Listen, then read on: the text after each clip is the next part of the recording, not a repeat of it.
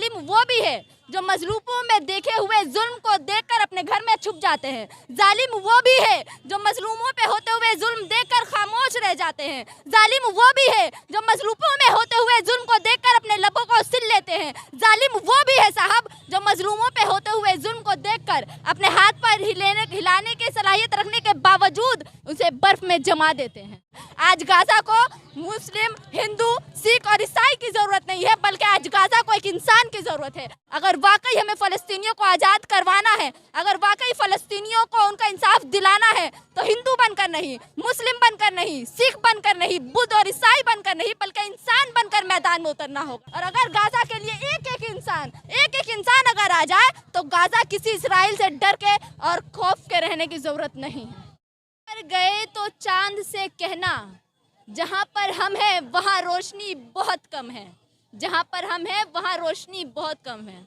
सबसे बड़ी बात यह कि जालिम सिर्फ वो नहीं जो बम बारूदी करते हैं, जो लोगों पर बम बारूदी करते हैं, पिस्तौल फेरते, बल्कि जालिम वो भी है जो मजलूमों में देखे हुए जुल्म को देखकर अपने घर में छुप जाते हैं। जालिम वो भी है जो मजलूमों पे होते हुए जुल्म देखकर खामोश रह जाते हैं। जालिम वो भी है जो मजलूमों में होते हुए जुल्म को देखकर अपने लबों को सिल लेते हैं। जालिम वो भी है साहब जो मजलूमों पे होते हुए जुल्म को देखकर अपने हाथ पर हिलाने की सलाहियत रखने के बावजूद उसे बर्फ में जमा देते हैं।